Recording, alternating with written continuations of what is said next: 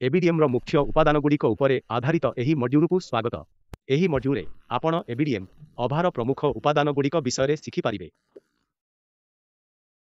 एही मॉड्यूल शेष सुद्धा आपण अभा एवं एहार लाभ बुझी पारिबे। अभा सृष्टिर प्रक्रिया विषय रे जानतु। मुरादाबाद रे रहुथिबा जणे जुकक राहुलंकु भेटिबा पन करिसंती एवं तांक पत्नी एवं पितामातांक सहित सेमानंक पैतृक घरे रुहंती।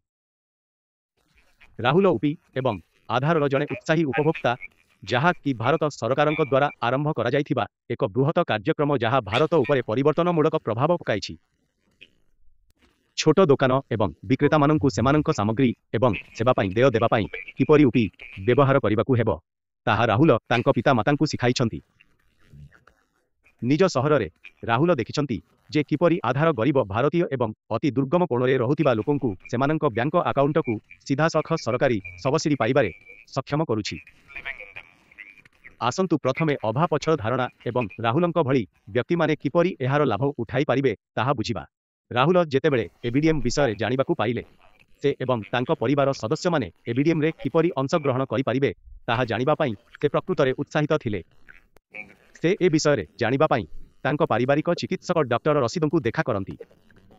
डॉक्टर रशीद तांकू बुझाइछंती जे जेकोसी व्यक्ति केवल सेमानंकर अनन्य स्वास्थ्य परिचयकारी अभा सृष्टि करी एबीडीएम इकोसिस्टम रे अंशग्रहण करि पारिबे।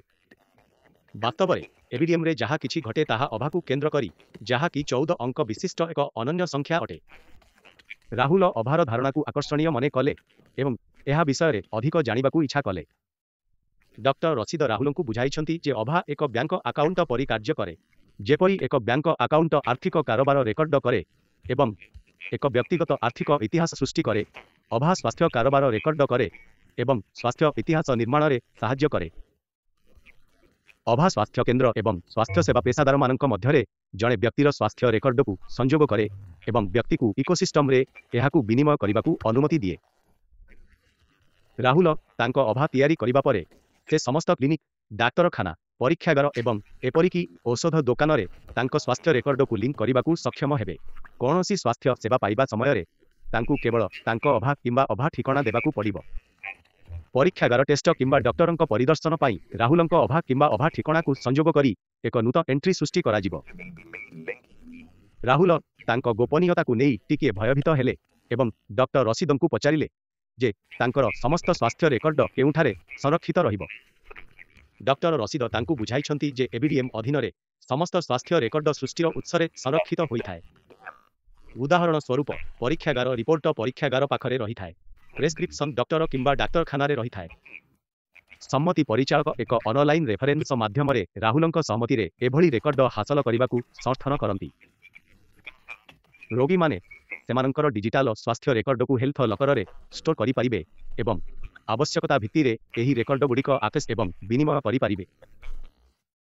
एहार अर्थ हेउछि राहुल केउ परीक्षागार रेकर्ड किंबा प्रेस्क्रिप्शन को डॉक्टर रशीदंक सह विनिमय करिबाकू चाहुछंती एवं एते समय पाई चयन करि पारिबे।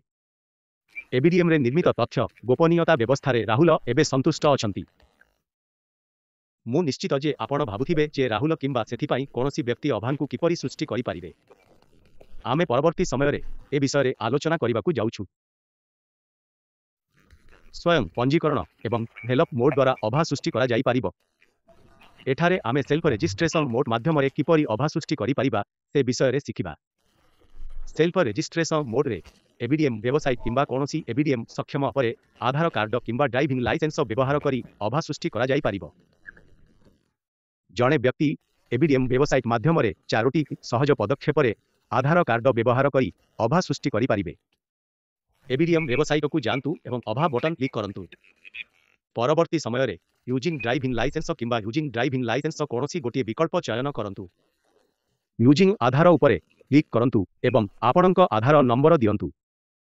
आई एग्री उपरे क्लिक करी सम्मति दियंतु एवं नेक्स्ट को क्लिक करंतु।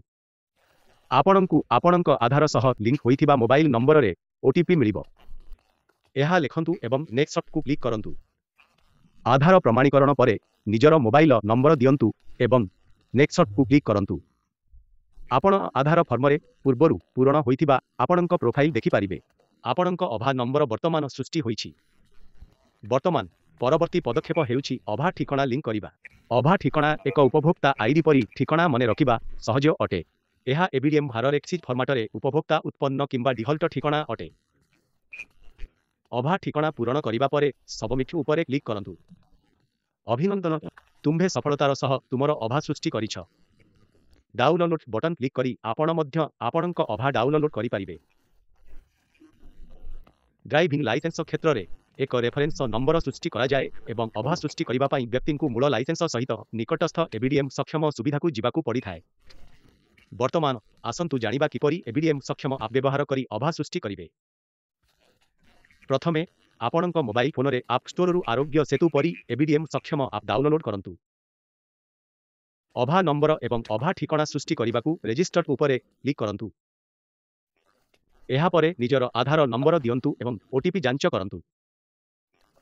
ପରବର୍ତ୍ତୀ ସମୟରେ ରେଜିଷ୍ଟର ଉପରେ କ୍ଲିକ୍ କରନ୍ତୁ ଏବଂ ଆପଣଙ୍କ ଆଧାର ଠିକଣା ସେଟ୍ କରନ୍ତୁ। ଆଧାର ଠିକଣା ମନେ ରଖିବା ସହଜ।